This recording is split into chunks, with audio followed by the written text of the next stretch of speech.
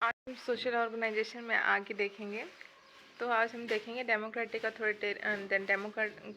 And authoritarian mode of participation. तो सबसे पहले मैं आपको बता दूं कि एक ऑर्गेनाइजेशन होता है, ऑर्गेनाइजेशन में बहुत सारे लोग काम करते हैं, सबका पार्टिसिपेशन किसी भी ऑर्गेनाइजेशन में बहुत ज़्यादा ज़रूरी होता है। अगर जो भी लोग ऑर्गेनाइजेशन में होते हैं वो एक दूसरे का पार्टिसिपेशन करते हैं, एक दूसरे को एडवाइस देते हैं, एक दूसरे को हेल्प करते हैं, और उनके बीच में जो भी बिहेवियर रहता है वो फ्रेंडली होता है या तो नॉन फ्रेंडली होता है। अगर फ्रेंडली बिहेवियर है तो लोगों के बीच में स्ट्रेस पैदा नहीं होता है, उनके बीच में इरिटेबिलिटी और अग्रेसिवनेस नहीं होता है। पर अगर वन वे ऑफ ऑर्डर होता है, अगर एक ही ऑर्गेनाइजेशन में एक सुपर हेड होता है, वही बस ऑर्डर दे सकता है, तो ऐसे में लोगों के बीच में अग्रेसिवनेस होता है, उनके बीच में मेंटल क्राइसिस आता है, जिसके कारण उनका जो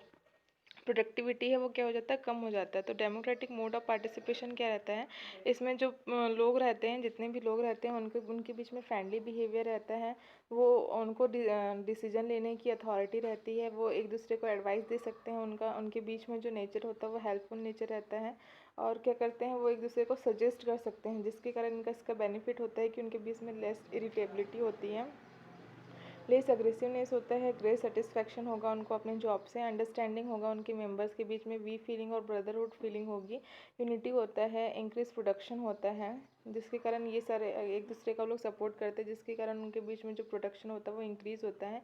और एक दूसरे का हेल्प करने के कारण वो उनका जो गोल अचीव करने की जो कैपेसिटी रहती है वो हाई हो जाती है, और उनके बीच में जो एटीट्यूड रहता है वो हेल्पिंग एटीट्यूड डेवलप हो जाता है। पर ऑटोक्रेटिक मोड ऑफ पार्टिसिपेशन में क्या होता है, इसमें एक सुपर हेड होता है जिसका ऑर्डर सबको फॉलो करना होता है, तो उसके अंडर में जितने भी लोग रहते हैं उनके बीच में मेंटल क्राइसिस होता है, और वो लोग फ्रस्ट्रेट हो जाते हैं, उनको अपने जॉब से सेटिस्फेक्शन नहीं होता है, और वो लोग एक दूसरे के उनके बीच में फ्रेंडली बिहेवियर नहीं होता है, और जिसके कारण वो एक दूसरे के लिए पार्टिसिपेशन शो नहीं करते हैं, जिसके कारण उनका जो गोल अचीव करने की जो कैपेसिटी रहती है वो कम हो जाती है, उनके बीच में अग्रेसिवनेस होता है, इरिटेबिलिटी होती है, ब्रदरहुड फीलिंग नहीं होती है, उनका गोल अचीव करने की जो कैपेसिटी होती है वो कम हो जाता है। तो ये सारे क्या है डिसएडवांटेज होते हैं ऑटोक्रेटिक मोड ऑफ पार्टिसिपेशन के। उसके बाद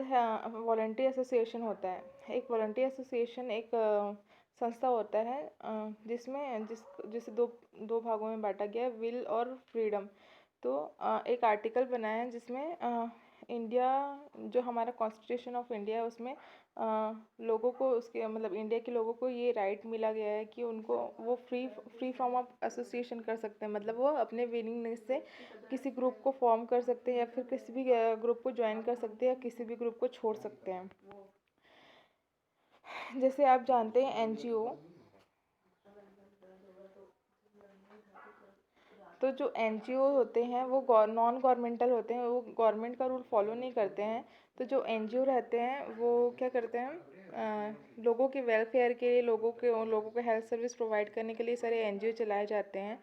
तो इसमें एनजीओ में जितने भी वर्कर होते हैं वो या तो वो पेएबल होते हैं या तो वो नॉन पेएबल होते हैं। अगर पेएबल रहते हैं तो उन्हें पे किया जाता है, जो एनजीओ को सुपर हेड होता है वो उनको पे करता है। जो अनपेएबल रहते हैं तो इसमें क्या होता है कि लोग अपने विलिंगनेस से उस एनजीओ में काम करते हैं, क्योंकि उनको अच्छा लगता है लोगों को सर्विस देना।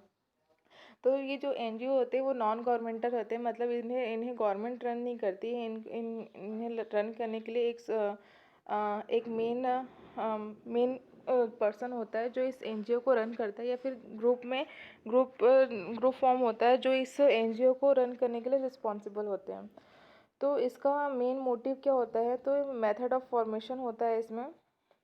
इसका मेन करेक्टरिस्टिक है कि मेथड ऑफ फॉर्मेशन होता है, मेथड ऑफ गवर्नमेंट होता है, method of financing and motive होता है। तो जो एनजीओ रहते हैं उसमें नो एक्सटर्नल कंट्रोल होता है, मतलब गवर्नमेंट जितने भी लॉज नॉर्म्स बनाएंगे, जितने भी प्रिंसिपल अप्लाई करते हैं, तो ये सारे एनजीओ के ऊपर अप्लाई नहीं होते हैं, क्योंकि ये ऑटोनोमस होते हैं। इनको जो पैसा मिलता है, तो जो लोग दान कर देते हैं, दान अपने विलिंगनेस से दान करते हैं, वहाँ से पैसा मिलता है, या फिर जो सुपर पर्सन जो रहता है जो इसको रन कर रहा है वो अपने अपने पैसे इस एनजीओ के ऊपर लगाता है। फिर वॉलंटरी हेल्थ एजेंसी दो या दो से अधिक पर्सन के द्वारा चलाया जाता है। इनका मेन मोटिव होता है हेल्थ सर्विस प्रोवाइड करने के लिए, हेल्थ एजुकेशन, एडवांसिंग रिसर्च और टेक्नोलॉजिकल एडवांसमेंट के लिए इनका मेन मोटिव होता है वॉलंटरी हेल्थ एजेंसी का। और ये भी नॉन गवर्नमेंटल होते हैं, इन्हें भी एनजीओ के नाम से जाना जाता है, और ये भी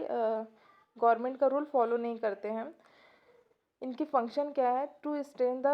work of government agency by a contributive fund supplies equipment to explore the way and means of doing new things, to supplement the health education work of government, to solve the health problem by demonstration and experimental project, to guide the work of government agency and also criticize if not suitable for the health of people, to mobilize the public opinion on health matter। तो हमारे India में जो voluntary health agency है, तो उनके नाम है,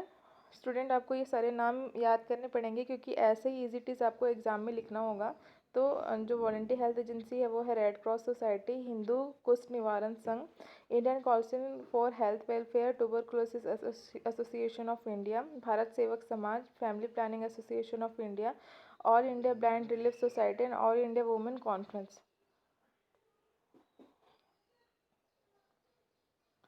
So student, today class is over.